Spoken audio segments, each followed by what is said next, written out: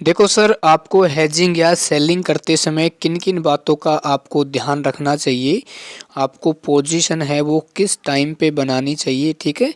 तो मैं आपको यहाँ बताना चाहूँगा। देखो दोस्तों, सबसे पहले मैं आपको मेरी बताना चाहूँगा। दोस्तों, मेरा टाइम फिक्स होता है ना, क्योंकि मैंने बैक टेस्ट किया हुआ है लगभग 3 साल के डाटा के आधार पे। तो हमारा जो इसमें पोजीशन बनाने का टाइम फिक्स होता है कि इतने बजे हम पोजीशन बनाएंगे, हमारा इतना परसेंट का एसएल होता है, इतना परसेंट हमारा प्रॉफिट होता है, ठीक है ना।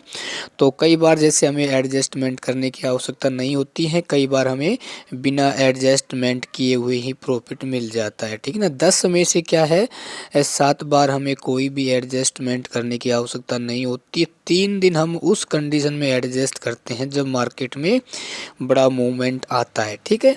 चलो, ये तो रही मेरी बात। देखो दोस्तों, आप यदि हेजिंग करते हैं, यदि आप बिगिनर हैं, तो सबसे पहले आपको क्या करना है, सुबह लगभग 10 बजे के आसपास आपको पोजीशन बनानी है, ठीक है ना।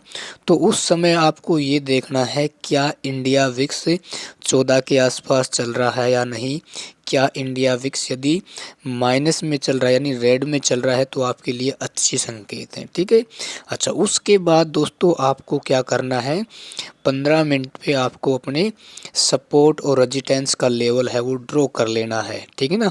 कि भाई ये एक लेवल है, ये एक सपोर्ट है, ठीक है ना। जिससे आपको ये पता चलेगा कि यदि इस लेवल को मार्केट यदि तोड़ता है तो आपको कौन सी पोजीशन को कब एग्जिट करना है, ठीक है, या कब आपको एडजस्टमेंट करना है। अच्छा, उसके अलावा दोस्तों आपको देखना है ओआई डाटा। यदि आप जब पोजीशन बना रहे हैं तो कॉल और पुट का ओआई डाटा लगभग समान है और ओआई चेंज भी लगभग समान है, तो इसका मतलब ये होता है कि मार्केट है वो साइडवेज का संकेत है। और उसके अलावा आपको पीसीआर भी देखनी है ना।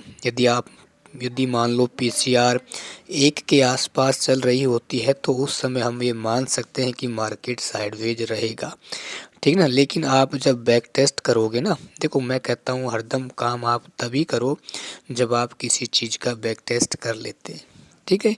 क्योंकि आप बैक टेस्ट करोगे तो आपको मार्केट की चाल के बारे में पता चल जाएगा कि मेरे लिए कौन सा टाइम बेस्ट रहेगा, किस समय मुझे पोजीशन बनानी चाहिए, है ना। किस समय में पोजीशन बनाएंगे तो मार्केट में कितना बड़ा मूवमेंट आता है या नहीं आता है। क्योंकि आप सभी को पता है, मान लो यदि आप सुबह ही 9 बजे या पोजीशन बना दे और उस समय पता है मार्केट में कितना बड़ा मूवमेंट आता है, ठीक है ना।